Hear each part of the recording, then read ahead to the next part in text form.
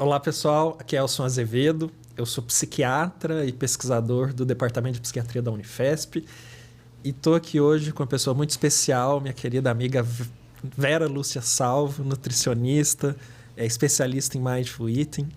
E o nosso plano, a nossa meta é conversar da maneira mais abrangente possível e sem formalismos, sem simplificar demais, sobre saúde mental. E aí a gente montou esse bate-papo que a gente chamou de Mente Zen. E é duro falar de saúde mental, né, Vera? Porque eu, enquanto psiquiatra, assim, às vezes tenho o cacoete de falar de um jeito médico, de um jeito lá em neurociência, não sei o quê. Mas, no fundo, isso muitas vezes mais confunde do que ajuda, né? E não sei, eu vejo, você tem muito conteúdo, muita coisa para falar. Não sei se você compartilha dessa dificuldade, assim, E, no fundo, tem uma coisa por trás que é, assim, reconhecer que, mesmo que a gente saiba um pouco, assim, isso é um pedacinho da história, né? No fundo, a gente está mais aprendendo junto, né? Me dá muita raiva dos 5 passos para ter uma vida feliz, né? Como se cuidar da saúde mental fosse fácil assim, né? Você quer bater na pessoa. Eu tô ralando a vida inteira para viver mais ou menos bem. Mas queria te ouvir, Vera. Como é que é? O que você acha dessa história de falar sobre saúde mental? Como é que a gente não cai num lugar comum? Ou então que a gente não comece a falar um monte de coisa científica que não vai fazer sentido? O que você acha? Essa é uma ótima pergunta para o nosso primeiro dia. E a gente espera que para vocês seja muito nutritivo, muito saboroso, que a gente, ao conversar, possamos trazer informação de qualidade e de uma forma leve, porque não existe saúde sem saúde mental. E para que tenhamos saúde mental, talvez um dos segredos seja poder ter na vida pequenos momentos de prazer, como, por exemplo, falarmos sobre esse assunto que interessa com certeza a todas as pessoas, que faz parte da nossa vida e que nesse momento de pandemia nos chamou a atenção. Como anda a nossa saúde mental, o quanto temos nos permitido olhar para nós, para as nossas necessidades, para aquilo que faz sentido, para as coisas que são verdadeiramente importantes e que talvez ao longo da nossa vida nós tenhamos aprendido que não podíamos nos expressar, tínhamos que estar sempre bem e fomos colocando para debaixo do tapete emoções, coisas que não estávamos digerindo e que num momento de dificuldade maior pela qual todos nós passamos, foi um momento em que talvez os psiquiatras receberam uma demanda maior em função de, ao longo da vida, não termos sido educados para olhar para isso. E você acha, Vera, que é uma coisa que é possível aprender? Lidar melhor com as emoções, desenvolver um bem-estar emocional? Com certeza. Se não fosse assim, eu não teria feito uma jornada ao longo da minha vida acadêmica, indo para as unidades de saúde, para poder trazer uma experiência para o Brasil, para as unidades de saúde, do quanto a partir de coisas muito simples, que nós vamos com certeza ter momentos para explicar um pouquinho melhor sobre mindfulness, de estarmos presentes, ou de levarmos essa qualidade de atenção para a alimentação, de podermos aprender a desconstruir crenças, um jeito às vezes de viver que não nos ajudou, por exemplo, a cultivar essa saúde mental. existe sempre, momento a momento, ou como eu costumo dizer, a cada garfada, uma nova oportunidade da gente começar de forma diferente, de encarar as coisas de uma maneira mais leve, de não adoecermos e de também não sofrermos além do necessário. Eu fui pensando, Vera, você é nutricionista, né? E você fez um caminho longo aí de formação nessa relação entre a alimentação, o se nutrir e o bem-estar emocional. Como é que você chegou nessa história? Assim? O que foi o impulso para você estudar mais bem-estar, saúde mental e mindful eating, que é a sua área maior de atuação? Essa é uma pergunta também que me faz lembrar um pouquinho da minha trajetória. Acho que eu sou uma nutricionista um pouquinho diferente, né? Não que eu quisesse propositalmente, mas ao longo de toda a minha jornada profissional, eu sempre fui tomando caminhos que não eram os convencionais. Acabei sendo, em diferentes ações, pioneira no que eu estava fazendo, o que nem sempre era uma coisa fácil. E especificamente falando, né, de saúde mental e das emoções, quando a gente, desde a faculdade, toda vez que se falava de uma consulta nutricional, a queixa dos colegas sempre era: nossa, perguntei para o paciente o que ele tinha comido ontem e ele contou, narrou toda uma história, mas eu não sou psicóloga. Essa sempre foi uma queixa. Eu não sou psicóloga. Sempre foi uma queixa que eu ouvi. E aí, de repente, assim, ok, por que isso acontece? Isso a gente não aprende, né, na faculdade. É lógico que as pessoas vão falar de outras coisas, porque a alimentação, ela é um tema transversal na nossa vida. Então, para lembrar do que ela comeu ontem, ela vai, às vezes, lembrar da discussão que ela teve com o marido, do problema que ela teve com a mãe, do que aconteceu com o filho, porque antes disso ela não consegue. E dentro de um ensino mais cartesiano da nutrição, mais preso aos componentes, aos nutrientes contidos nos alimentos, era realmente desesperador, né? Então, assim, eu queria lá saber o que a pessoa tinha comido, fazer o cálculo e, de repente, ela fala um monte de coisa. O que eu faço com isso? Você tem um script para fazer lá na avaliação nutricional. Não cabe você falar dessas emoções. Exato. Do seu contexto. Exato. Mas aí, estudando um pouco mais, fazendo outras formações e me enveredando, né, por essa outra abordagem de mindfulness, de mindful eating, que é relativamente recente aqui no Brasil, a gente aprende, né, que a gente nutre o corpo, mas a gente nutre a mente, a gente nutre o coração.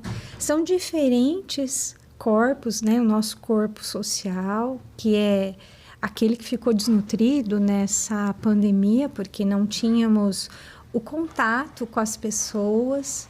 A gente tem um corpo também no mundo que é o que nos move, qual é o nosso propósito, em que valores nós estamos ancorados para fazer o que estamos fazendo e se não preenchemos adequadamente cada um destes corpos, às vezes o corpo físico vai sofrer, porque nós vamos, sem perceber, levar para o prato uma maneira de tentar compensar aquilo que está ficando vazio na nossa vida.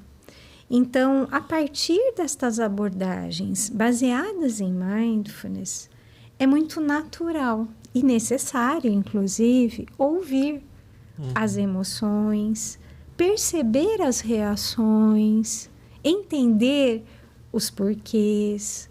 Então, aquilo que a pessoa, por exemplo, iria me responder sobre o que ela comeu e aí a preocupação de fazer um cálculo vira secundário, porque eu quero entender o que fez com que ela comesse aquilo que ela estava comendo e também como ela comeu aquilo que ela resolveu comer. E será que ela resolveu comer de fato? Ou ela comeu no automático e nem se deu conta de que ela estava comendo aquilo e nem se ela gostava daquilo que ela estava comendo. Então, ao trazer esta abordagem para o atendimento, emoções, pensamentos, sensações ganharam um outro espaço, que na verdade para mim faz muito mais sentido, que é ter alimentação como cuidado na nossa vida, como algo orgânico, natural, e tirando o papel do profissional, do nutricionista, no caso, do prescritor, de dizer para a pessoa o que ela vai comer, o que ela não vai comer, num pensamento muito dicotômico, mas trazendo a possibilidade de, na verdade, empoderá-la para que ela possa fazer algo que desde os primórdios nós fazemos. Então, apesar de todas as informações que nós temos, nós nunca estivemos tão perdidos quanto agora. Tanto na alimentação quanto nas emoções, eu diria, né? Verdade. Mas, esse a gente é uma conversa de pessoas que se interessam por saúde mental, pelo bem-estar, pelas emoções. Mas aí eu tô falando do preconceito, assim. Talvez, antes de te conhecer, se eu fosse no nutricionista, era para me dar a dieta para eu emagrecer, né? Você vem, eu vou ter que falar das minhas emoções agora com a nutricionista. Me conta essa história. E isso emagrece? Sim, essa é a pergunta que não quer calar, né? Porque é engraçado que muitas pessoas chegam, né, ao nutricionista na busca desse papelzinho. Emagrece por mim aí, velho. Eu não vou fazer nada aqui, me dá a dieta. As pessoas querem esse papel, mas elas não querem seguir o que está no papel. É como se o fato de ter o papel pudesse, de alguma forma, tirar uma responsabilidade, uma culpa. Então, assim, eu estou aqui, eu vim, eu fiz minha parte. Mas, assim, aí o nutricionista ou o profissional teria que fazer um milagre, né? Porque, assim, a gente não pode, né, caminhar pela pessoa. Então, trabalhar com comportamento, né, quer seja na alimentação ou não, é um processo, não é um evento. O que eu costumo falar muito, né, para os pacientes, assim, uma criança, um bebê, ele não vai nascer imediatamente. Ele precisa de 9 meses, 40 semanas para se desenvolver. E se ele tem muita pressa e resolve nascer antes, algumas estruturas não vão estar maduras. Então, às vezes, a gente não quer viver na vida processos. A gente não tem essa paciência com a gente mesmo. Então, muitas vezes, uma boa parte dos casos, das pessoas que vêm procurar uma forma de emagrecer, o problema não está na comida. A questão é o que a comida me ajuda a encarar. É aquela história do... Estou engolindo muito sapo. Uhum. O sapo desce melhor com refrigerante, com uma comida qualquer, para engolir o sapo. Mas eu tenho que parar de tomar refrigerante, velho.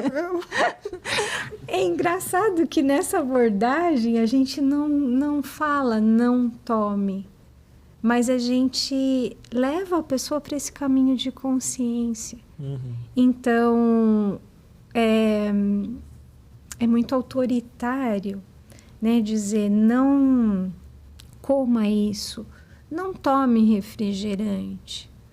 Mas se eu puder buscar, né, o porquê eu busco, será que é o gosto? Porque eu tenho encontrado muitas pessoas que afirmam categoricamente que gostam de determinado alimento, ou até que se dizem, por exemplo, chocolatras, e elas descobrem que nem sequer gostavam de chocolate. Elas se auto-intitulavam chocolatras por décadas. E, de repente, quando a gente vai trazendo a consciência, elas se dão conta de que elas se acostumaram, mas elas de verdade não gostavam desse alimento. Então, nesse automatismo, muitas vezes, né, e uma das coisas que a gente sabe é que à medida que eu me permito, por exemplo, comer com prazer, usando os nossos sentidos e realmente me dedicando, como os antigos faziam, o momento da refeição é um momento sagrado. A percepção do alimento é diferente. A saciedade é muito mais precoce.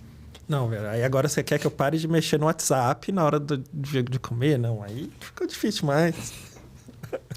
Na verdade, não é nem para ter o celular por perto. Mas é engraçado isso que você falou, né? Porque eu tô me lembrando de muitas das minhas últimas refeições e eu lá com o celular. Que você falou de comer com os sentidos. Não tinha nenhum sentido prestando atenção na comida ali. E é exatamente isso. Por isso que eu tô magrinho, assim. É exatamente isso que acontece com a grande maioria das pessoas nesse nosso dia a dia tão corrido, tão agitado. Então, a gente tem uma série de tarefas para cumprir e a alimentação, ela entra na lista de mais uma tarefa. Eu tenho que almoçar. E dentro de uma concepção, né, de mundo mais capitalista, intrinsecamente, e a gente ouve muito dos pacientes isso, eu não posso parar para comer. É como se comer fosse uma perda de tempo. Enquanto a gente tenta cultivar a ideia de investimento em saúde. Então, sim, é muito corrido o dia a dia. Uma pessoa importante como você, com tantas atribuições... Vai enganar as pessoas aí, velho. Tem muitas coisas para fazer. O tempo nunca vai ser suficiente para a gente fazer tudo aquilo que a gente precisa. Mas o momento da refeição, e é essa ideia que está por trás e que muda tudo, e não é uma dieta, permite esse lugar de cuidado. Eu estou colocando estes alimentos dentro do meu corpo. É como eu posso cuidar de mim naquele momento. Então, deixar o celular, né? E eu sei que é muito difícil também. Tenho filhos adolescentes, o celular hoje é uma extensão do corpo, né? Deve entrar agora na anatomia, no estudo de anatomia, qual é o modelo que está acoplado, porque acorda e vai dormir com ele, né? Há muitos anos atrás, eu tinha ouvido uma palestra de um professor que ele falava assim, o que menos as pessoas vão fazer com o celular é usar como telefone. E é verdade. Então... Você lembra do Wall-E? Um desenho antigo, assim, né? Uns 20 anos. Sim. Que o cara tava com a telinha, assim, nem mexia. Exatamente. Com a cadeirinha de rodas, assim. E as pessoas falam, não, eu não consigo ficar, né? Uma vez eu atendi uma jornalista que ela gravava, né, o programa, né, jornalístico, e aí, enquanto ela almoçava, ela ia vendo as notícias. Então, assim, a gente não precisa mais do que 15 minutos. Se o prato, por exemplo, estiver ali montado, 15 minutos são tempo, assim, suficiente para eu comer prestando atenção no alimento e saboreando, dedicando esse momento para mim. Os estudos também mostram que o fato de eu, por exemplo, comer com presença, me permitindo ouvir o barulhinho do mastigar, do croque-croque. Não, peraí, que tem gente que faz um barulhinho que incomoda pra caramba. Agora eu vou ter que ficar ouvindo isso aí. Não, não tô falando pra ninguém. Tem gente que come de boca aberta. Não tô falando pra comer de boca aberta, é diferente. Mas quando a gente mastiga, a gente, por exemplo, tá um pouquinho em silêncio, que é coisa raríssima, porque o nosso mundo é muito barulhento, mas a gente pode fazer essa experiência mesmo no barulho externo, de perceber, né? Esse barulhinho do mastigar, se eu tiver essa curiosidade, essa intenção, ele funciona como uma prática para me trazer para este momento que a gente sabe, né? Então, está documentado pela ciência, foi feito já um grande estudo com milhares de estudantes, né? Por exemplo, na Universidade de Harvard, mostrando que a maior parte do tempo, quase 50% do tempo, nós não estamos presentes. Nós estamos divagando. Então, não é para ficar triste. Mas desde que a gente começou a conversar, vai ter mais da metade das pessoas que não vão estar prestando atenção no que a gente está falando. Porque é assim que a mente funciona. Então, a gente divaga muito. E à medida que eu posso treinar a presença de estar aqui, uma mente que divaga menos, uma mente que fica aqui mais presente, é uma mente mais feliz. E isso faz sentido para mim, mas eu estou tentando pensar logicamente, Vera. Então, se eu tiver, por exemplo, eu vou almoçar, vou ter esses 15 minutos que eu vou focar mais ali naquele momento presente, no que eu estou comendo, nos sentidos. Como é que isso vai se transformar em bem-estar? Essa é a minha pergunta 1. E a pergunta 2. Como é que isso faz emagrecer? Essa pergunta não fica esquecida. Tá, vamos para 1. Por que isso vai virar bem-estar? Porque quando eu me reservo o direito de ter 15 minutos, a gente está dentro daquele princípio. Nosso mundo é ansiogênico. Se eu não tiver pausas voluntárias, elas serão compulsórias. A nossa natureza nos ensina. Não é verão o tempo todo. Nós não temos primavera 12 meses. O inverno e o outono, eles são necessários. É importante que as folhas caiam das árvores para adubar o chão e renascer depois da primavera com mais força. Nós precisamos de pausas. E por que estamos adoecendo? Porque, embora tenhamos muitas facilidades tecnológicas que teoricamente nos facilitariam a vida, nós estamos cada vez mais desconectados do nosso ritmo biológico, do nosso ritmo natural. A gente vai dormindo cada vez menos, dedicando menos tempo ao nosso cuidado pessoal, ao cuidado da nossa saúde.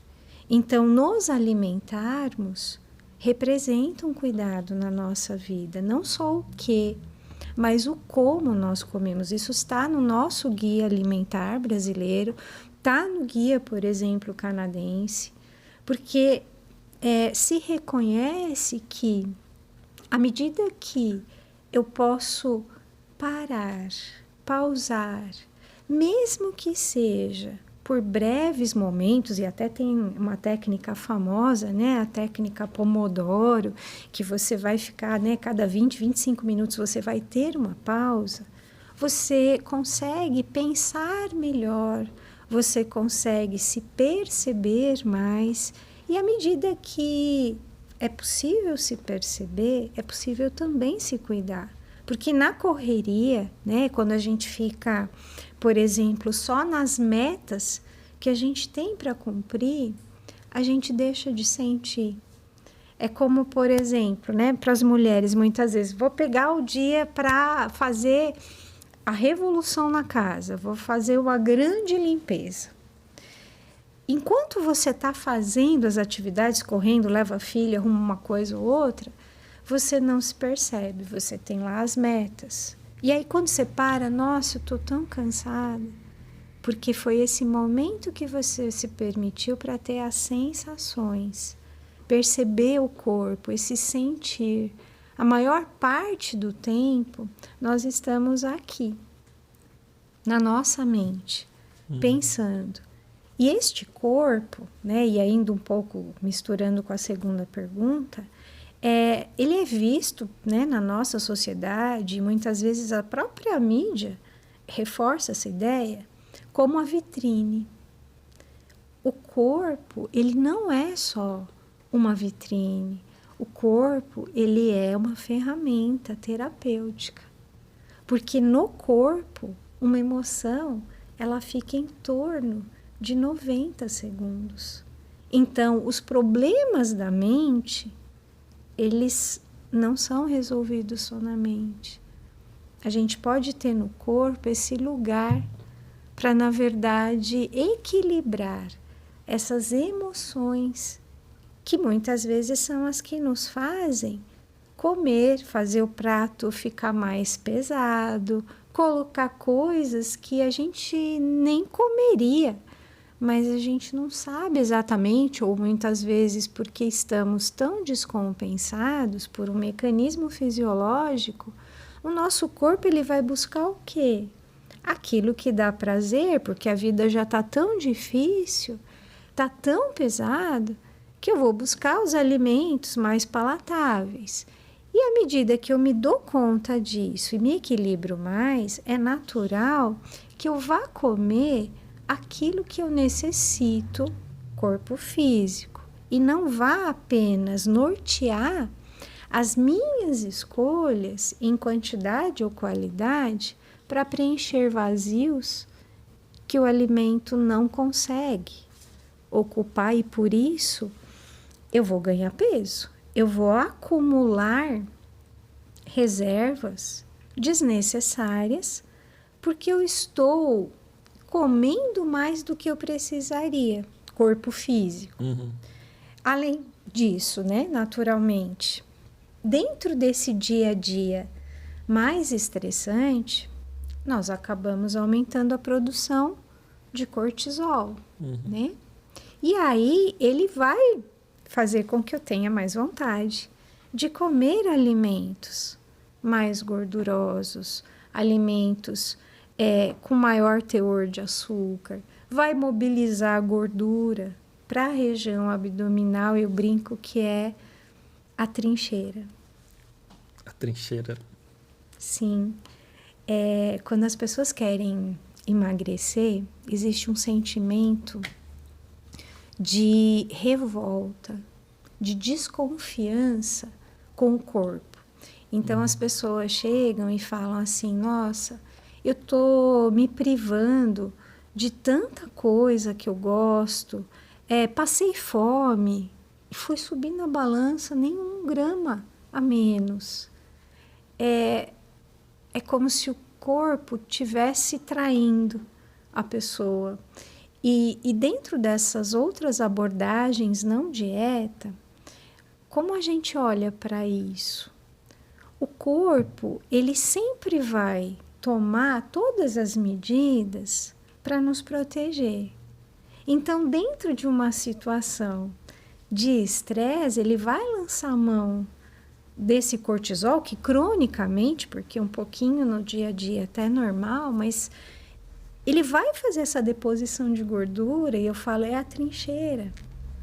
É a trincheira que o corpo vai construir para me proteger. Me proteger das emoções que me trazem sofrimento, me proteger mecanicamente contra choques, me proteger, me distanciar às vezes e me anestesiar da dor das pessoas.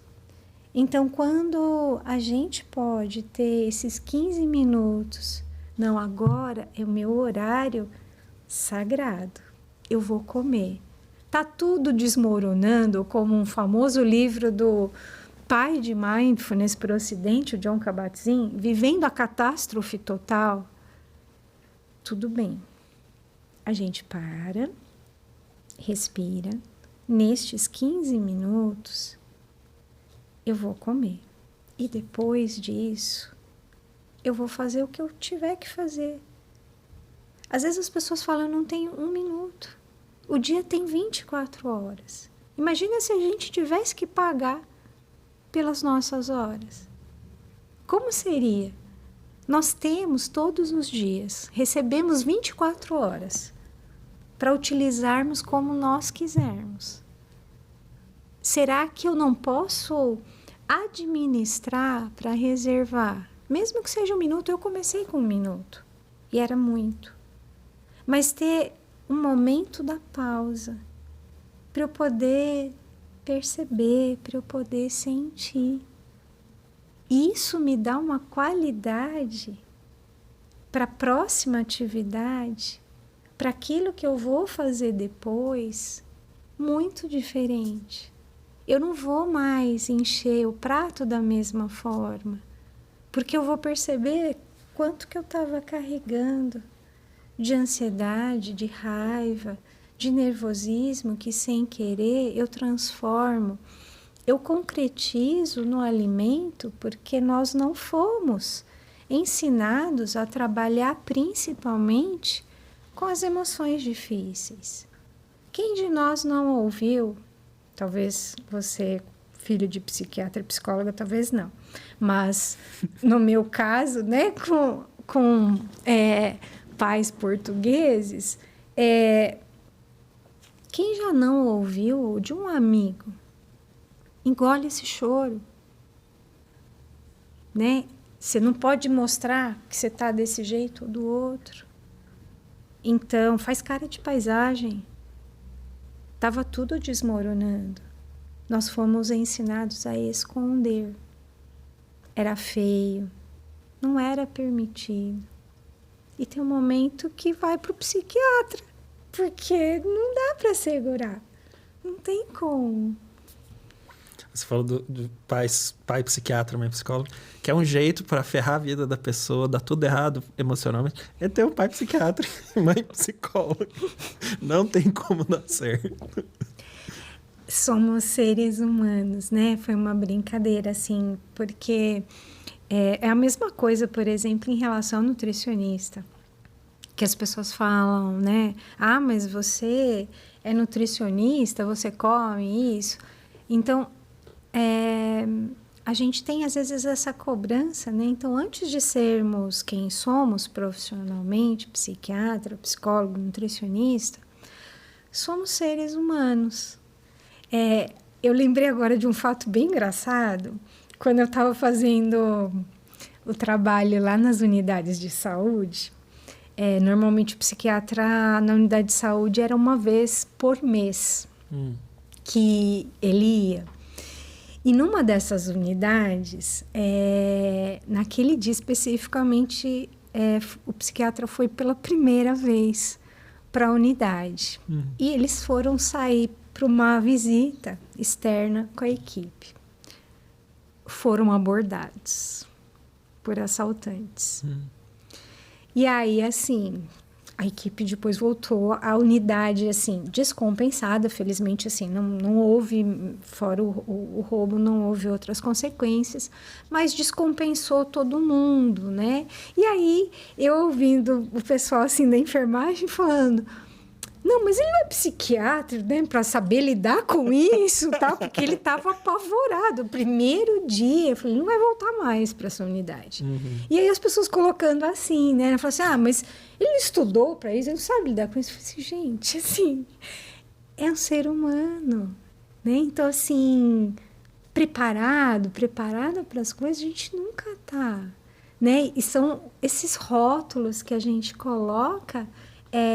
nas pessoas que às vezes representam cobranças, né? Pesos de eu tenho que, quando na verdade a grande questão é a gente se permitir genuinamente ser quem nós somos, com as nossas fragilidades. Então, às vezes, eu encontro muito aquelas pessoas, às vezes, com a obesidade. Se a gente for pensar, né, então, em termos de pandemia, a média de ganho de peso do brasileiro foi em torno de 6,5 kg. Se a gente olhar para a condição... Eu ganhei da média, Vera. Eu ganhei 15. Quando a gente olha para a obesidade, 60%, mais ou menos, vai ter algum tipo das pessoas de transtorno mental. Em quem tem obesidade, 60% vai ter um transtorno mental. A gente encontra muita ansiedade, depressão. E desses que são obesos, em torno de 50%, tem compulsão alimentar. Um comer emocional que é justamente para quê? Para me ajudar a lidar com as emoções difíceis. Porque eu não posso ter raiva, porque eu não posso ficar triste. Tá todo mundo, se tá muito triste, tá deprimido. Se tá rindo demais, também tem problema. De repente é bipolar. Então, ser e estar como nós somos requer coragem. As mídias sociais, por exemplo... Fala de novo. Ser como nós somos... requer coragem. Chique, hein? Requer coragem. Porque assumir as nossas vulnerabilidades é uma atitude de coragem.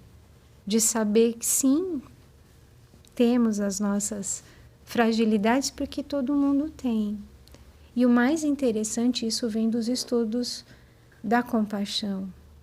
Quando eu me permito ser vulnerável, demonstrar as minhas fragilidades genuinamente, inconscientemente, sutilmente, eu dou direito do outro também demonstrar as suas próprias vulnerabilidades. Isso é bom? Muito bom. Porque gasta muita energia, muito esforço de passar uma imagem que não é real. O próprio Jean-Jacques Leloup, ele fala: é preciso que haja mais alinhamento entre o que eu penso, o que eu falo, o que eu sinto e o que eu faço. Se essas coisas estiverem alinhadas, a nossa vida é mais leve. Mas se isso estiver desalinhado, então eu penso uma coisa, falo outra, sinto outra, é como se a gente estivesse num cabo de guerra, cada um puxando para um lado. Isso me tira do eixo. Então, é lógico, muitas vezes fomos ensinados a colocar máscaras para nos proteger, literalmente. Então, a máscara que colocamos por conta da Covid, para proteção, as máscaras que colocamos diante das pessoas, por exemplo, com as quais nós não temos uma relação de confiança. Não, se ele souber que eu sou assim, ele vai se aproveitar da minha fraqueza para, de repente, me colocar numa situação difícil. Então, viver o tempo inteiro com as máscaras, às vezes faz com que nós nos esqueçamos de quem nós realmente somos. Faz muito sentido, Vera. E dá para pegar várias coisas que você disse aí, mas uma que me chamou muito a atenção, e na verdade já tem um tempo que você falou, é o negócio do corpo como uma ferramenta de processar as emoções. Porque isso mais modernamente, a gente tem até evidência do campo da neurociência, né, de que isso é verdade. Tem até a hipótese de que as emoções sejam, digamos assim, um produto que surge das nossas vias internas de sensação, né, da sensação dos órgãos internos, né? E isso seria o resultado desse monte de informação interna que resultaria nas emoções. E eu acho isso muito interessante, porque a linguagem já capta isso, né? Nossa, eu senti um aperto no peito, senti um frio na barriga, né?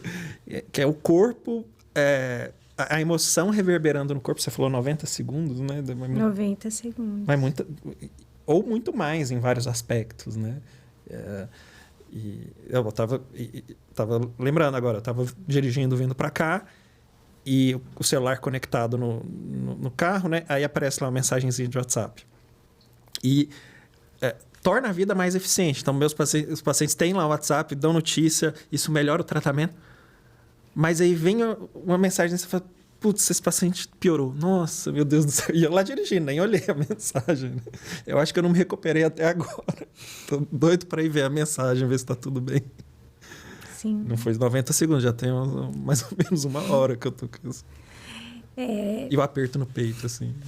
Essas coisas do corpo, assim, e eu falo isso desse lugar de alguém que sempre foi muito orientada para o mental, né? Desde que eu comecei, na verdade, a estudar e a me dedicar a essas outras práticas, cada vez mais eu reverencio esse papel, ferramenta terapêutica do corpo. Porque eu não conseguia sentir a sola dos pés direito, porque é muito mental. E eu percebo isso entre os pacientes. Quanto mais intelectualizada, quanto mais a pessoa estuda e lê, mais ela desconecta do corpo. Ela fica só aqui. E aí a gente percebe a dificuldade, e é isso que a gente trabalha para resgatar, a íntero e a propriocepção, que é essa possibilidade de entender o que o corpo está querendo dizer. Então, eu tive assim algumas experiências bem marcantes nessa minha passagem, nessa minha pesquisa nas unidades, né? Quando fala, não, existe uma sabedoria interna do corpo. Como assim? Então, por exemplo, eu ia para periferia de São Paulo, muito distante. Chegava a dirigir. Mas conta então, o que é isso que você fazia lá? Então, nas unidades, né, de saúde, eu fui justamente fazer a minha pesquisa de pós-doutorado com mulheres em excesso de peso, para comparar, né? Foi um trabalho junto com a Secretaria Municipal de Saúde, para a gente poder comparar quem não fazia nada, quem, por exemplo, fazia mindfulness, que é esse treino de atenção, e quem fazia o mindful eating, que era o mindfulness aplicado à alimentação. Então, cada dia... E isso era aplicado em quem? Nas pacientes das unidades. Usuários de saúde do que sistema. frequentavam aquelas unidades. Isso. Tá.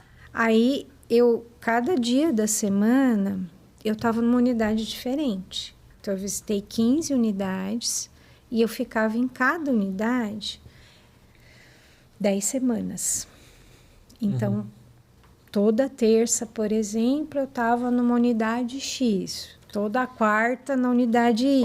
Uma dica para se tiver algum aluno de pós-graduação ouvindo a gente, não faça isso. Pega um repositório de dados aí que já está pronto. Pega uma base de dados pronta. Esse negócio de fazer pesquisa clínica de campo. 10 semanas em cada unidade. Meu Deus do céu, velho. Foi um trabalho gigantesco. É pedir para ir para o psiquiatra isso aí, hein? É verdade, mas assim, por isso que eu estou bem feliz da gente falar nesse assunto, porque foi por fazer muito sentido e por eu ver a modificação nas pessoas que eu acho que eu resisti. porque foi um esforço muito grande. O corpo sentiu, né, tudo isso. Mas a gente podia... Foi um treino de atenção, né? Porque cada dia da semana eu estava numa unidade de saúde diferente. Então, eu tinha que lembrar onde que eu estava indo, porque eram bem distantes, né? Demorava 2 horas para chegar, dirigia 4 horas, às vezes, por dia. Então, o fato de ir para a unidade, para lugares desconhecidos, eu estava indo para a periferia, muitas vezes com equipamento caríssimo no carro, comigo para fazer avaliação. E as pessoas falavam, né? Mas você, né, é melhor usar avental, mas não tem um carro, por exemplo, da prefeitura para te levar. Se eu estivesse esperando outros recursos, porque ser pesquisador no Brasil é bem desafiador, eu estaria até agora esperando, possivelmente. Então, eu fui com a cara e com a coragem, né? Perdidíssima, assim, porque eu não passei na filinha da inteligência espacial. Então, Como assim? eu me perco, assim, facilmente em qualquer lugar. Dentro de shopping também me perco. E aí, de repente, eu ia para a periferia, né? Eram 3 OS, né? 3 organizações sociais diferentes. Então, eu montava meu kit, né? Assim, carregador, porque se não funcionasse o GPS, eu nunca mais ia voltar. Porque, imagina, andar na periferia, que era o sobe e desce as ruas, os becos, sem condição nenhuma. E aí, eu estou contando essa história ainda para responder a pergunta do corpo. O que acontecia? Eu super perdida.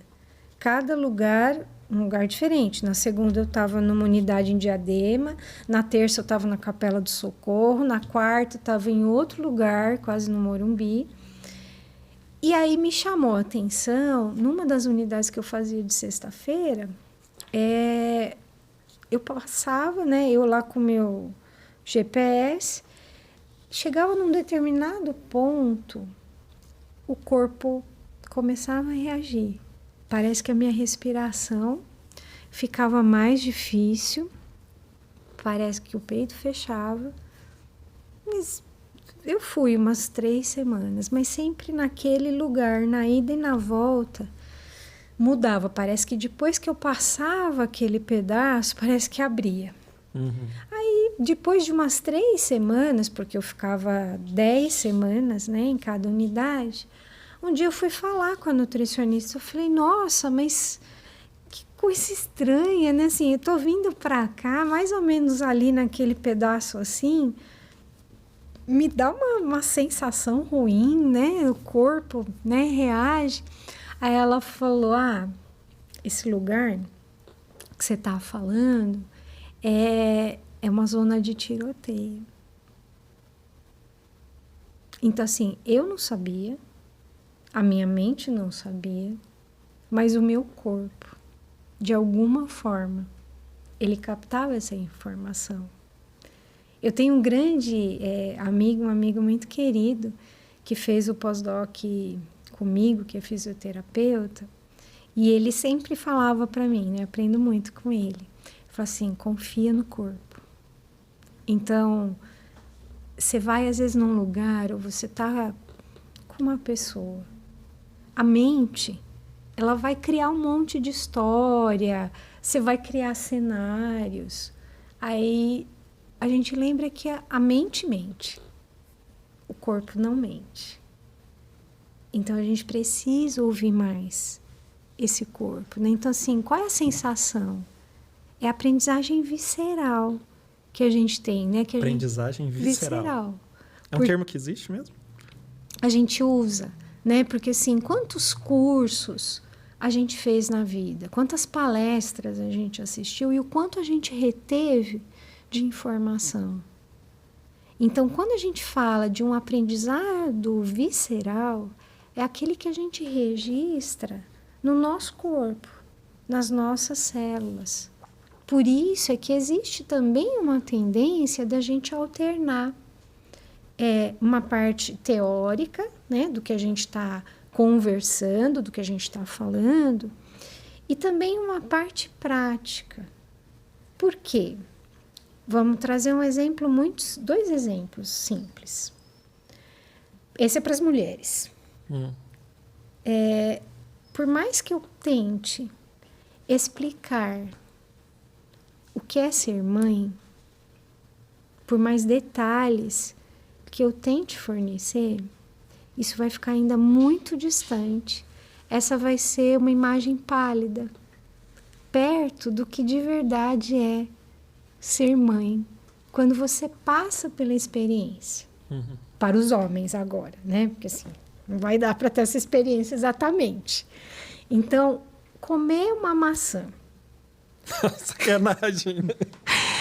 A mãe foi ser mãe, a mulher foi ser mãe, o homem comeu uma maçã, velho. Sacanagem. Não, só para dizer assim, por exemplo, se você nunca tivesse comido uma maçã... Não, ou vou facilitar.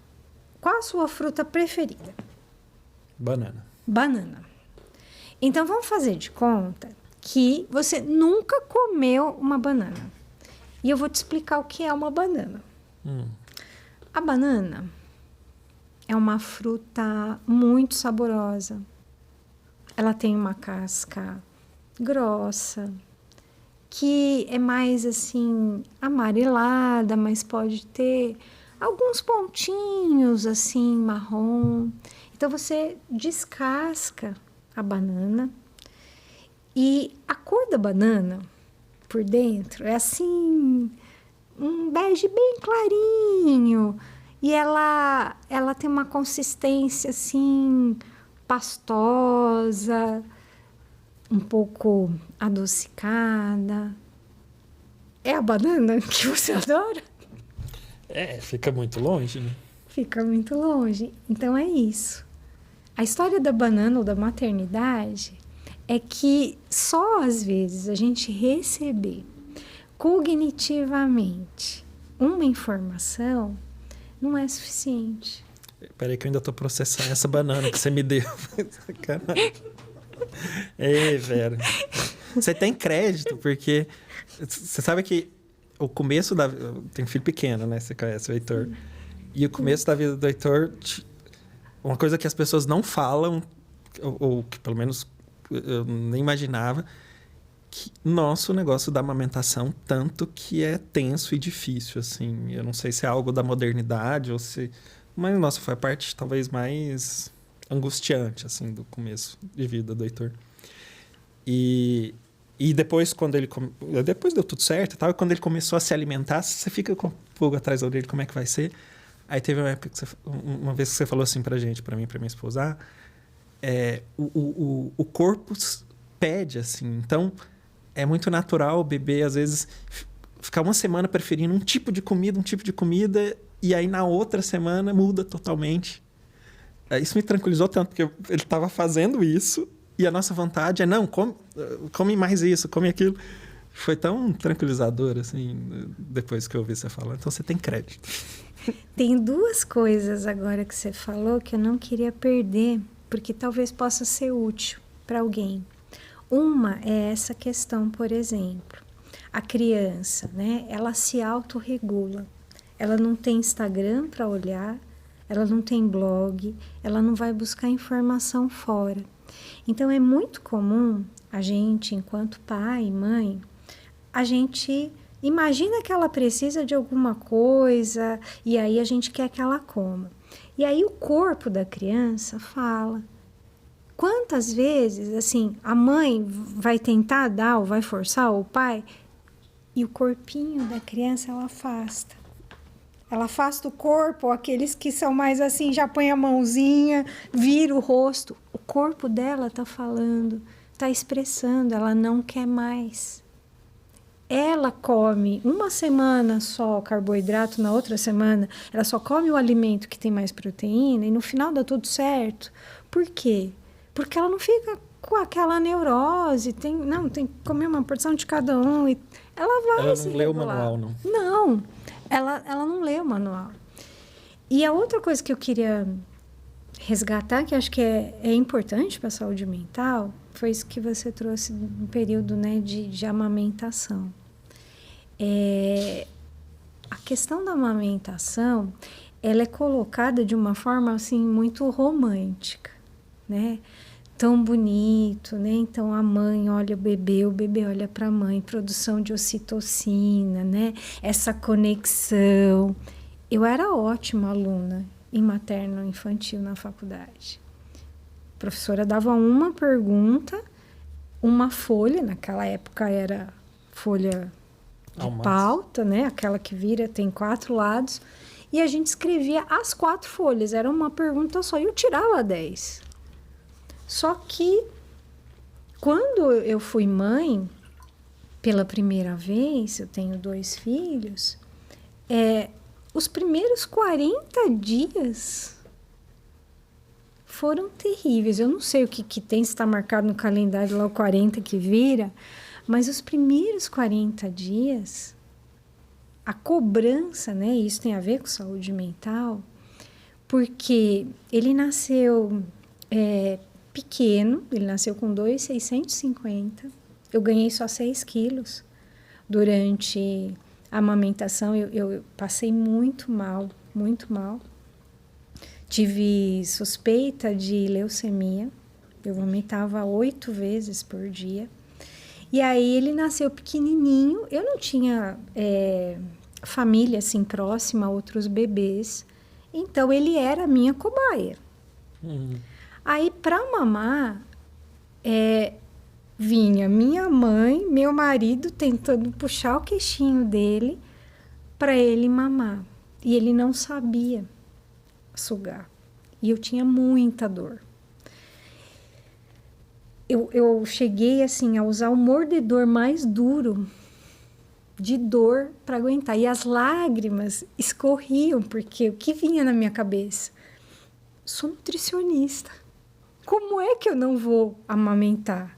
Impensável uma coisa dessa. Eu falei, mas eu não me lembro, assim, não teve nenhuma aula que a professora falasse dessa outra parte. Era só a parte da ocitocina, que era super bonito, que era super bacana. Você tá amamentando. O vínculo mãe-bebê. A mãe sorrindo, e eu chorava. Eu chorava, e só vinha isso na minha cabeça. Eu falei assim, não é admissível, eu sou nutricionista, eu tenho que amamentar. E foi muito difícil. Porque ele não dormia, então, assim, o primeiro mês eu nem abria a cama, porque era de hora em hora que ele acordava. Mas aí depois as coisas, né, vão se ajustando. Felizmente meu marido, né, minha mãe me apoiaram muito, e aí ele foi se encontrando e foi... Seu marido é um fofo, né? Ele é. Então ele ficava junto lá comigo, né? Deu tudo certo. Mas, assim, amamentei até 1 ano e 3 meses, porque aí mudou o sabor do leite. Eu não sabia, eu estava grávida. Aí ele cuspiu de novo o corpo.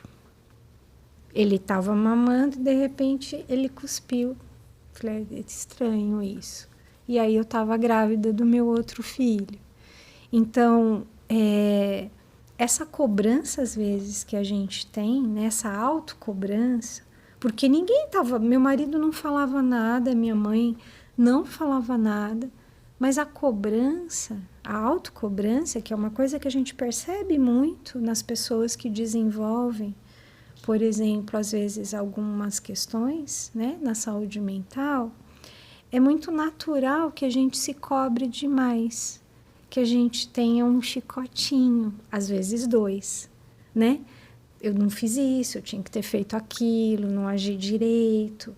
Então, essa autocobrança atrapalha o processo, porque muito provavelmente eu estava tão tensa no processo que, obviamente, atrapalha a amamentação. Mas era novo para mim. Aí, o segundo filho, a gente está um pouco mais treinada. Então, o segundo, como eles eram... muito bebês, os 2, eles têm 1 ano e 10 meses de diferença. Tudo que eu passei no primeiro foi completamente diferente. Então, eu não tinha essa questão aí, né? Tem estrutura, põe o travesseiro aqui, ajeita para poder... Cada vez que meu marido vinha assim, com o bebezinho, e eu morrendo de dor, falei, meu Deus, de novo, aí punho o mordedor. Aí, o segundo... como o outro ficou com ciúmes, o que eu tinha que fazer? Eu não podia sentar na poltrona da mamãe de amamentar. Eu tinha que amamentar andando. Porque o outro vinha bater na cabeça dele de ciúmes. Então, assim... E continua hoje? Não, hoje... Não bate, né? Hoje em dia tá mais tranquilo. Mas, assim, eram 2 bebês. Então, assim, não é... É como o que a gente fala em Mindfulness. Não é o que eu tô vivendo. É como eu tô me relacionando com o que eu tô vivendo. Era impensável no primeiro filho. Fazer, como é que você vai amamentar andando? Não, faz amamenta, com a outra mão mexe o bolo. Dá para fazer um monte de coisa. Como é que você falou? Não é o que você está vivendo, é como... Como eu me relaciono com o que eu estou vivendo. Mas você sabe que isso, eu acho que é uma... não é a história completa, porque você corre o risco de cair numa história tipo Poliana, né? Por aquela personagem do romance que acontecendo um monte de desgraça e ela, não, tá tudo bem, tá tudo ótimo, vai dar tudo certo. Mas tem que se permitir sentir a dor também, né? Porque você tem que enxergar a dor, o sofrimento, as emoções negativas também, que são ferramentas. Se você... O corpo está dizendo um monte de coisa negativa e você, não, mas tá tudo bem, eu vou me relacionar, pensar positivo e tal, também não funciona, né? Não. Também, muitas vezes, é uma esquiva, né? É uma esquiva experiencial. Eu não estou permitindo viver aquele momento. E isso faz parte. Traz um aprendizado. Então, o que me fez superar esse momento difícil? Eu sabia que existiria um benefício para ele. Então, assim, é o cansaço, é o não dormir, é a novidade, porque, assim, eu não tinha um bebê por perto antes, não tive sobrinho, não tive outros primos, então, assim, como diz uma amiga minha, brinquedinho sem manual. E o que você faz? Tá ali sob sua responsabilidade. E aí, resiliência, né? Impermanência. Nada que tá muito bom vai ficar para sempre, e nada que tá muito ruim também vai ficar para sempre. Não, e até um parênteses, assim, para as mães que estão aí também. E no fundo, assim, também se a resolução aí desse período difícil também envolvesse, putz, a amamentação não deu certo, vou ter que utilizar uma outra forma. Também ter... É outro caminho. É outro caminho, não é? Eu não fui amamentada. Né? Porque minha mãe dizia assim, que ela tinha muito leite, mas eu não queria.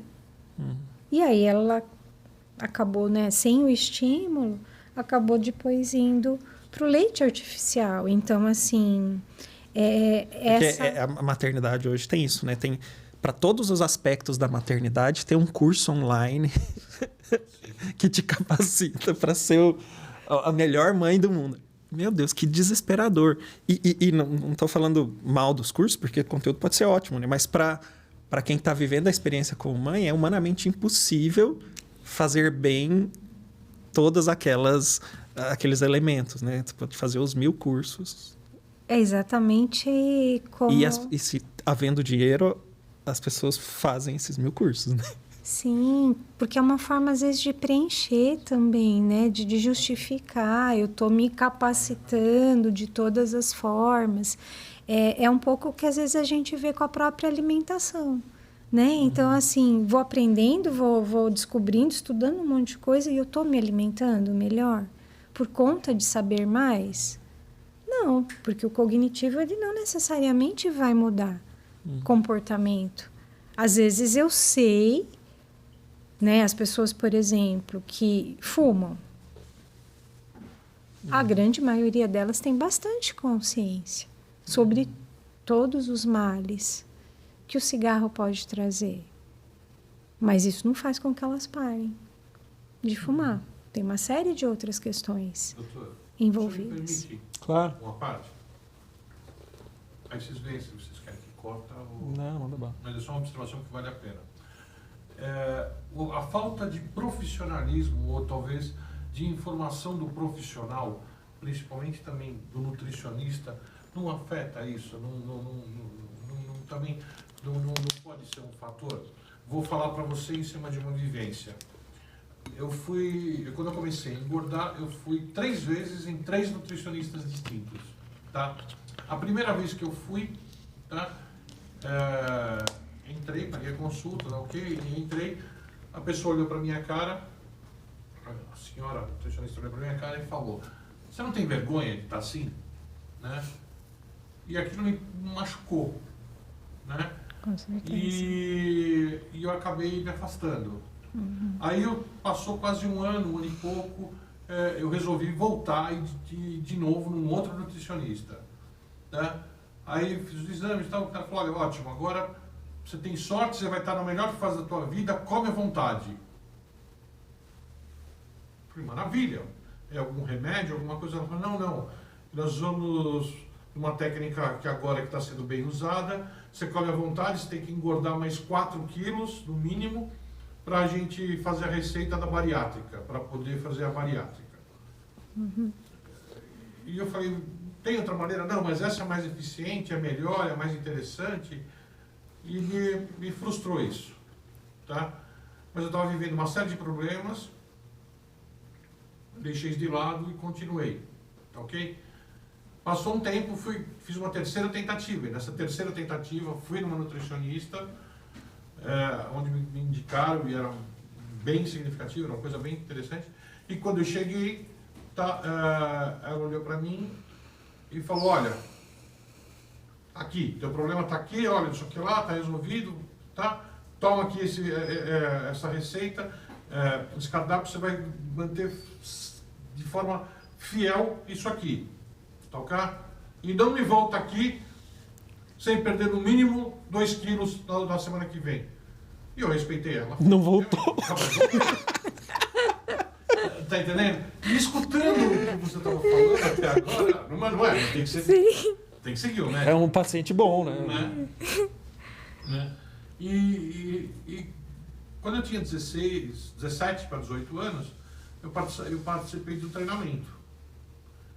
Né? E aprendi muito sobre neurolinguística, linguagem corporal e comportamento, né? Linha de comportamento para dar um rebar no teu cérebro e pensar de uma forma diferente, remanejar né? Então eu sempre estou de costa para a parede, eu sempre tenho que entender 15 metros de mim tudo o que está acontecendo, eu tenho que entender do que cada assunto está se falando dentro de uma mesa. E aí é um pouco do toque também, né? Sem dúvida. Mas isso eu acho que está bem, né? Colocou um pouco mais de fermento onde já tinha, porque todo mundo escutou isso e eu segui isso. Tem um estilo... O Jason Bourne, aquele personagem... Você já viu esse filmezinho? Que o cara tá vendo tudo ali. É um problema, entendeu? E exatamente algo parecido. Então você tinha que entender... Bom, eu estou aqui, mas dessa mesa está se falando disso, dessa mesa está se falando daquilo está falando aquilo, aquele tem uma mala, aquele tem uma bolsa... Tá entendendo? E fora isso, tá? Não existia a situação de isso está salgado, isso está doce, isso está apimentado, isso está gostoso, isso está ruim. Era aquela proporção e comia. Se tivesse pouco, comia, se não dava valor, nem, tipo assim, não dava atenção para o que era e tipo, será bom ou será ruim. Tá? Você sabe que eu acredito que você falando me deu um estalo que tem alguma coisa que tem lógica nisso? Tem uma reconfiguração ou coisa do gênero? Existe isso?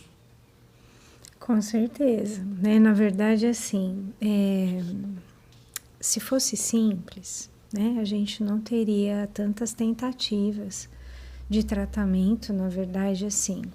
esse foi um artigo que saiu numa revista bem importante, né, na área de saúde, que é o Lancet, que mostra que em 30 anos, 109 países não conseguiram reduzir as taxas de obesidade. com todos os avanços, né, que a gente tem. A própria cirurgia bariátrica, né? Se fosse tão simples, né? Operar, corta, muda o trajeto, a gente não teria pessoas indo para a terceira cirurgia. Vera, mas agora tá fácil, porque não tem uma injeção que você faz derrete a gordura? e emagrece? Não, a indústria da obesidade, né, ela vai vendendo soluções fáceis, porque as pessoas não querem emagrecer, elas querem ser emagrecidas. Então, isso que você trouxe, infelizmente, assim, quando eu estava dando aula na graduação, algumas vezes eu ouvi alunas virem me perguntar, professora, quantos quilos eu tenho que ganhar para fazer a cirurgia? Alunas. Isso é de um profissional muito... que era referência, de verdade. E isso eu passei, ninguém me contou. Sim, sim.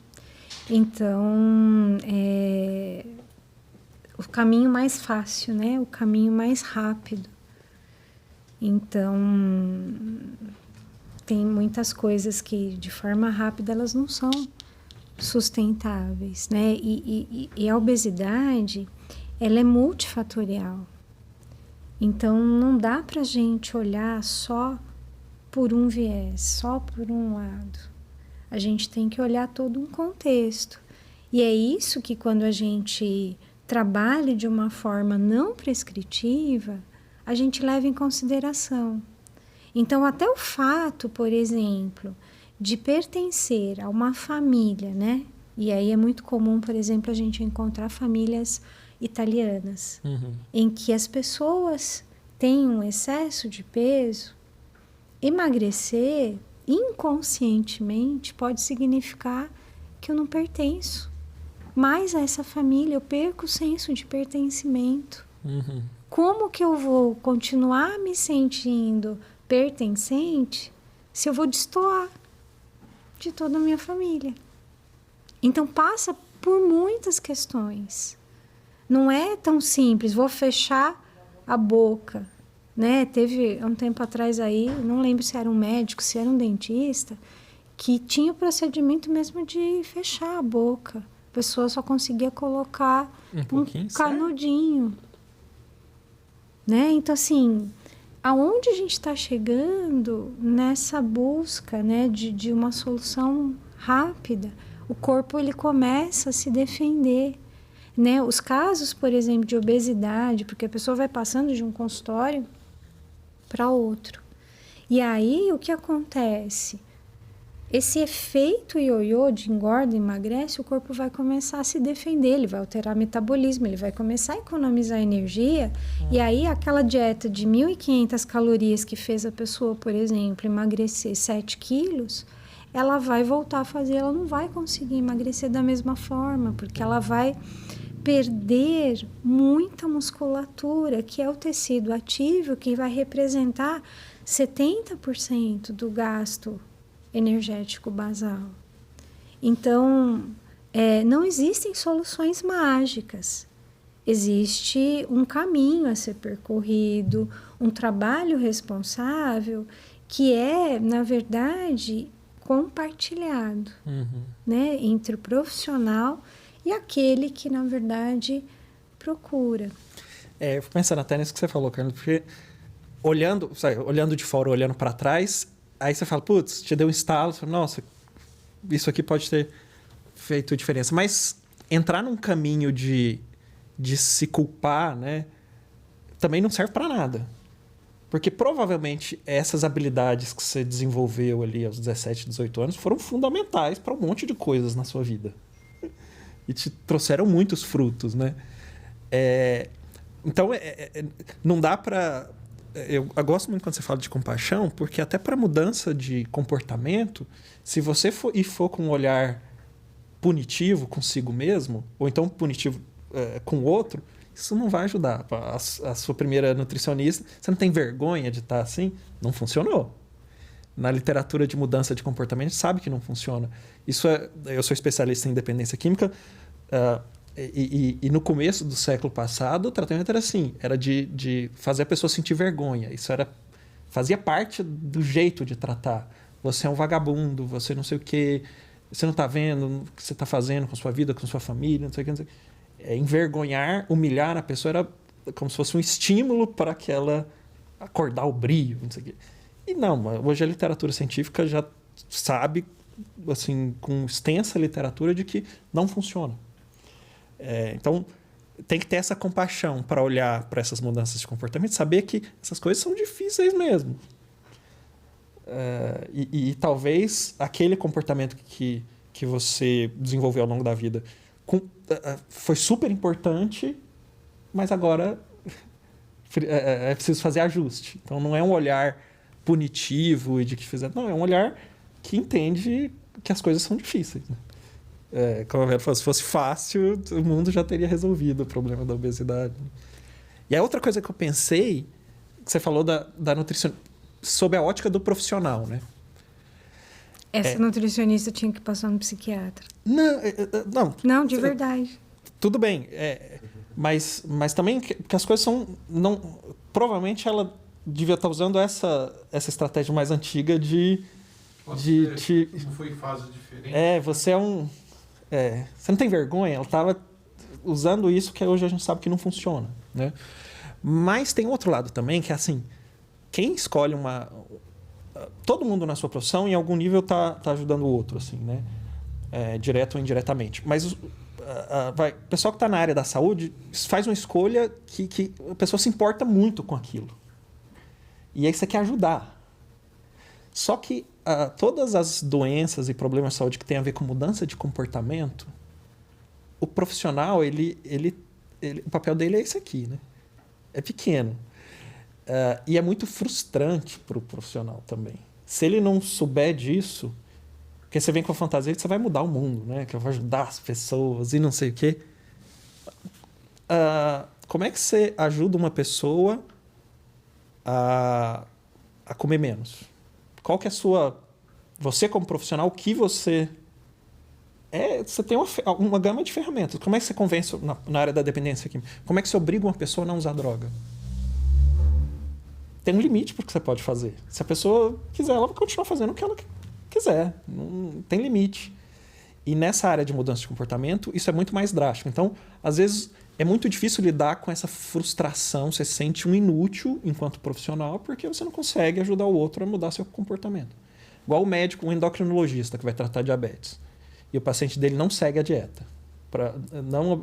Continua comendo um monte de doce e não toma os remédios que o médico prescreveu.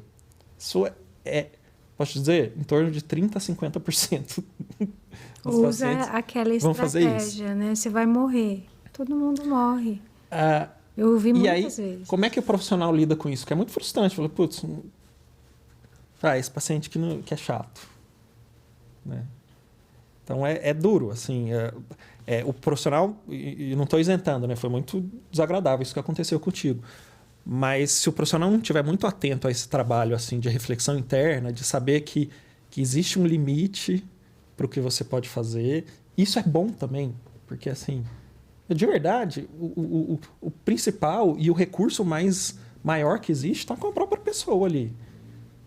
No fundo, nessa área da mudança de comportamento, você vai junto ali para descobrir esse caminho. Mas se você achar que não, eu vou prescrever, eu vou fazer...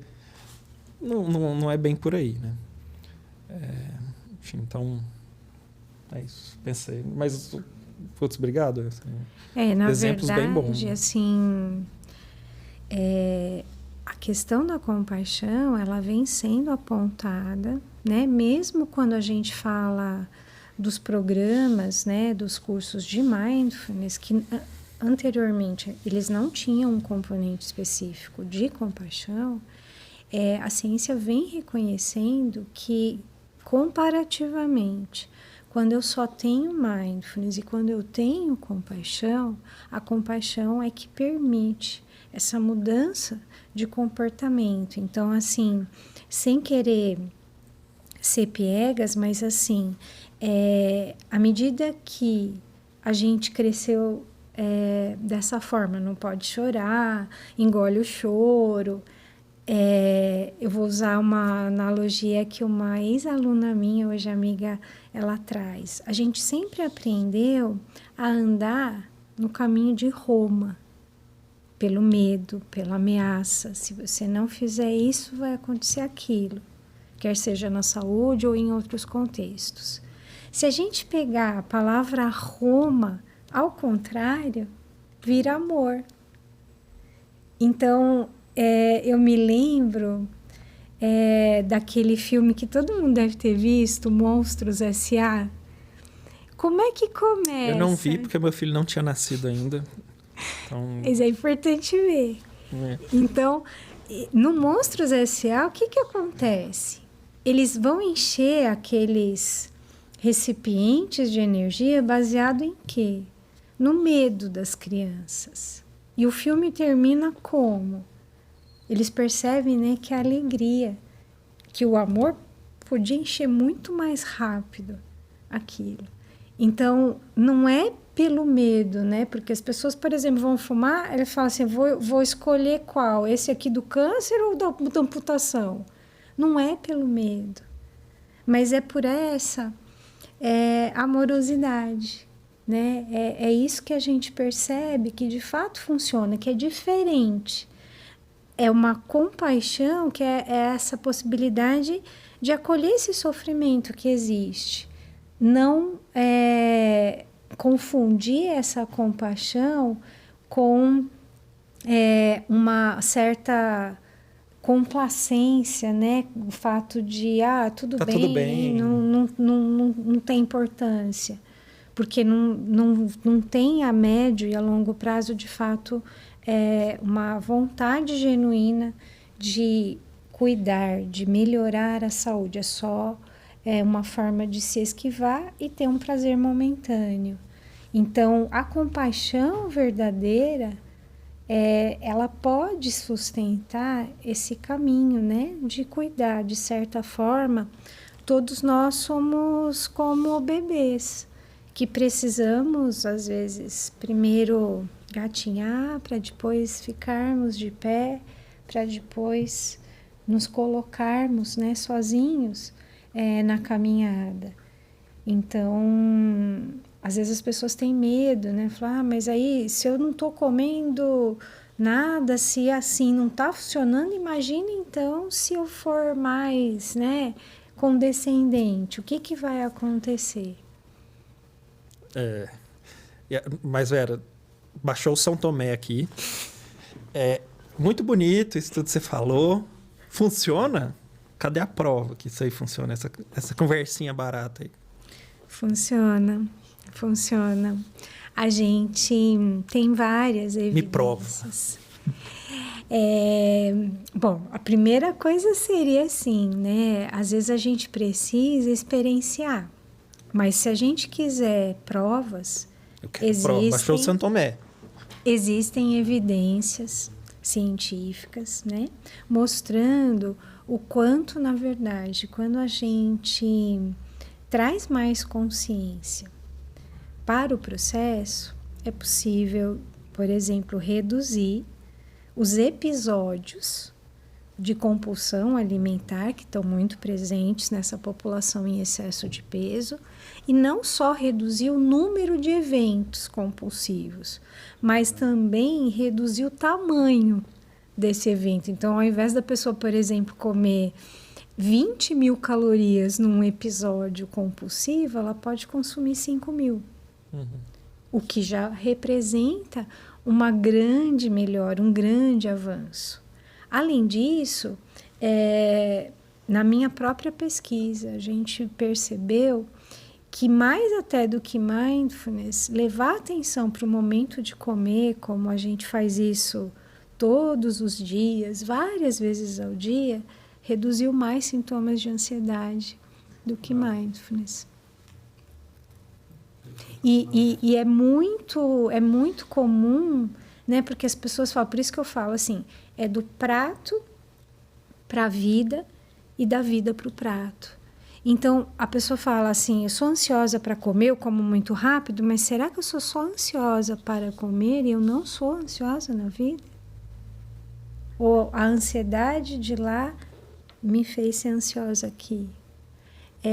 Eu vou dizer uma coisa que, assim, durante muitos anos, depois que eu me formei, eu ouvia e eu achava uma bobagem, né? Quando falava, você é o que você come, eu achava isso completamente furado. E aí, estudando mais e dentro, né, dessa abordagem, eu percebo, e é por isso que eu criei uma outra definição, que para mim faz muito mais sentido, para Mindful Eating, que é a maneira como eu me relaciono com a comida, ela fala muito sobre mim, sobre como eu me relaciono comigo, como eu me relaciono com quem me cerca. E quando a gente consegue olhar para isso com os olhos da criança, né, de curiosidade, que substituem bastante o olhar julgador, a gente aprende muito no processo. É uma relação com o alimento muito íntima e é uma relação perene, porque a gente começa dentro do útero materno a se alimentar e a gente vai até o fim. Então, por isso que é tão assim dolorido e o nutricionista, de maneira geral, carrega um estigma, né? As pessoas falam, eu ouvi isso muitas vezes, né? Come agora porque você vai passar na nutricionista e aí, tipo assim, a vida vai acabar, né? Então, assim, deixa eu aproveitar antes dela me dar aquele papel, ou olha para você, às vezes as minhas alunas, né, por exemplo, a gente ia dar algum exemplo, falava alguma coisa, eu falava para elas assim, na época que eu comia carne, né, eu falava assim, eu sou da turma da coxinha, né, eu não ligo tanto para doce. Aí, na mesma hora, elas falavam, mas você come coxinha? Eu falei, sim, gente, eu sou normal, né? Eu não como todos os dias coxinha. Não como todos os dias, por exemplo, pastel de feira. E também não come todas as coxinhas no dia. Exatamente. Então, assim, às vezes, eu percebi, quando a gente ia lá para a praça de alimentação, na faculdade, as pessoas estavam muito preocupadas que eu ia estar controlando, olhando o que elas estavam comendo e eu não estava, né, nem aí para o que estava acontecendo, mas elas estavam olhando para o que estava no meu prato. Eu estava sendo muito mais vigiada, né? Você sabe que agora me lembrei que o psiquiatra passa um pouco na seguinte, tem gente que fala assim, nossa, tem um psiquiatra aqui, eu vou tomar cuidado com o que eu falo. Aí na minha cabeça na hora também é para eu tomar cuidado com o que eu falo, porque tá todo mundo de olho. É verdade. Uma coisa eu vou falar para vocês. Para mim hoje, tipo, para vocês dois tiveram dois casos de sucesso. Um pelo conceito da compaixão, que me pegou muito forte, e o outro na situação de ver diferente o conceito da alimentação. Você acredita? O que do zero a comida para mim, desde quando mudou? Olha que engraçado. Não, e posso falar uma coisa, velho? Você falou do seu estalo. Quando você estava falando, me deu um estalo aqui em mim que eu ganhei muito peso esses últimos 2 anos, né? E aí, sabe um negócio que aconteceu, assim? Que eu tô... desde que meu filho nasceu, eu tô fazendo esforço para comer em casa. Almoçar em casa todo dia. E junto com a esposa, junto com a família. E aí acontece um negócio que eu acho das coisas mais prazerosas do mundo, que é assim, a minha esposa põe comida para mim. E eu gosto tanto disso. Isso me dá um conforto. E eu, por esses condicionamentos da vida, eu sou um saco sem fundo. Pode colocar o quanto for no meu prato. Eu como sem nenhum estresse, sem sentir mal. Como... Então, eu não sei, me veio um estalo de que eu acho Isso aí tá atrapalhando um pouco, viu, velhinho? Mas ela porciona o seu prato, é isso? Aham. É. Essa Ela é uma, porciona o meu prato. essa é uma coisa E eu acho importante. tão bom. É que é um carinho, né? A alimentação, ela representa muito. Ela tem esse papel do carinho. Então, assim, é uma coisa muito importante por muitos motivos, o estar com a família, Olha que né? engraçado. Desculpa, é a mesma coisa que aconteceu para você foi para mim. Eu vinculei exatamente até onde que foi para mim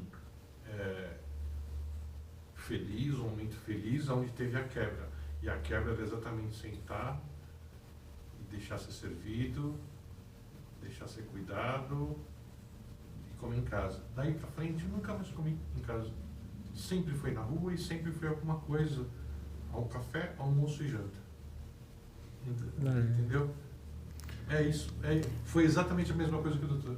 Só que no seu caso, no meu caso, essa mudança que está sendo enormemente prazerosa me desregulou em algum. Estou fazendo essa hipótese, não sei se é verdade, né? Eu também parei de fazer atividade física porque cancelou minha aula de natação, mil coisas. Mas no seu, teve essa quebra de ser menos. Agora está sendo tão prazeroso que eu não quero. Não, acho que eu vou engordar mais uns 10 quilos a grátis, colocando a comida para mim. Depois eu faço a bariátrica. Para eu foi o contrário. Quanto que eu te devo, Vera, da consulta? Dá para ter, né? Na verdade, o meio termo, né? Porque assim, a alimentação é isso, é compartilha, é carinho, é socialização.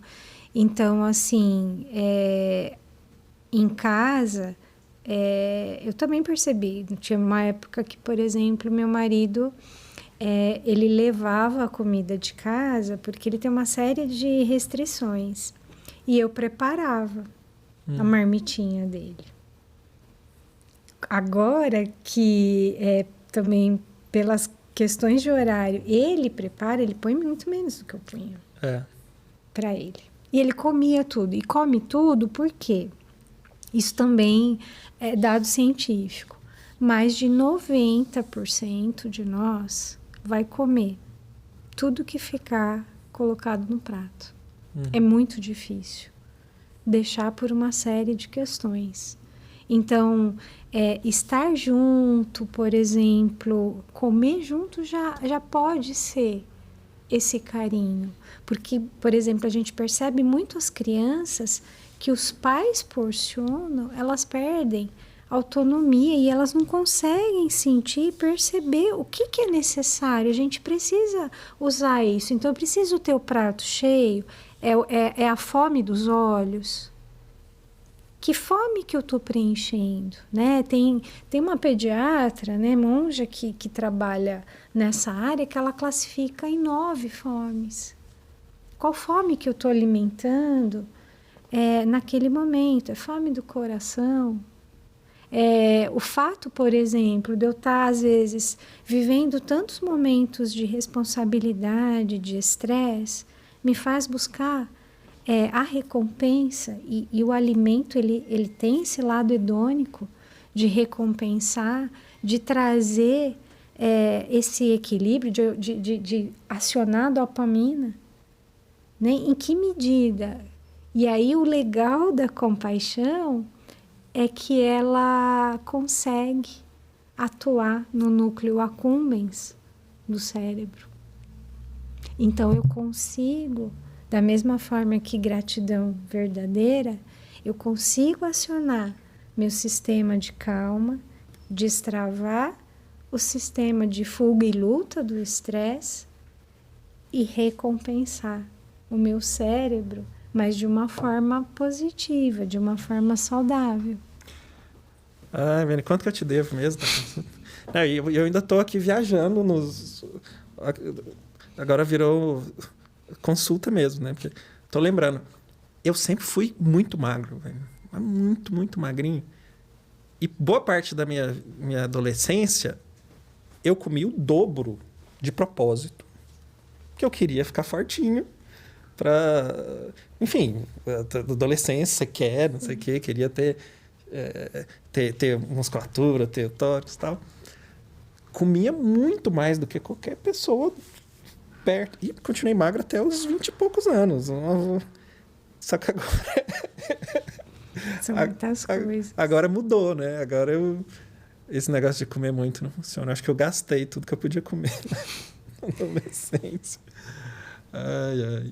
É uma soma, né, de fatores, né? Então, não é tão simples a matemática. O que entra, o que sai, eu gasto energia... Fazer o cálculo, como é que chama aquela fórmula lá?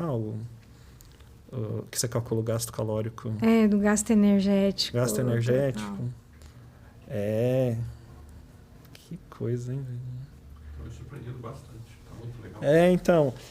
Poxa, mas eu tenho a impressão que a gente precisa encerrar, né, Verinha? Acho que sim. Senão ninguém consegue comer, a gente atrapalha os 15 minutos de compaixão de todo mundo. Sim. Mas adorei super, assim, essa relação e do que foi surgindo aqui com a gente, né? Assim, você fala de alimentação, você vai... É um universo que é de todos nós, né? Por isso que vem as histórias... Porque é o que desperta, né? O alimento, ele é o amigo de todas as horas. 24 horas por dia, ele está em todos os momentos. De alegria, de tristeza, de tensão. Por isso que é tão poderoso, né? Assim, esse é o poder, né? Do alimento na nossa vida.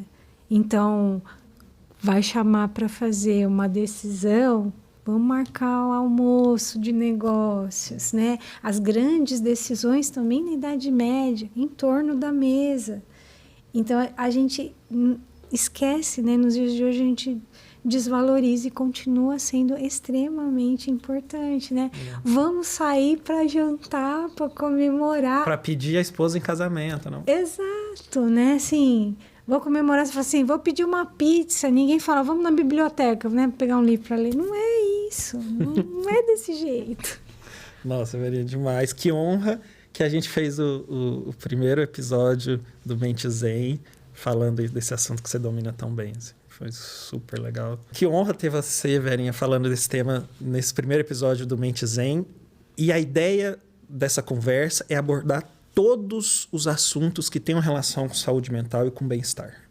Então, não tem assunto proibido. Tudo que tiver a ver com bem-estar emocional e mental, a gente vai falar. Então, a gente fala de alimentação, fala de sono, fala de atividade física, espiritualidade, doenças mentais, medicações, novos tratamentos, tudo, absolutamente tudo, desde que a gente consiga falar profundamente com pessoas que entendem do assunto, a gente vai falar. E naturalmente, não querendo, né, aqui puxar, defender o meu lado, mas como a alimentação ela está em tudo, de diferentes formas, a gente ainda vai conversar muito sobre alimentação para poder trazer essa possibilidade, né, de resgatar o prazer de comer com menos culpa, com menos julgamento, mas com mais consciência, mais sabedoria. Muito bom. Com isso a gente encerra o episódio de hoje. Um grande abraço. E até a próxima.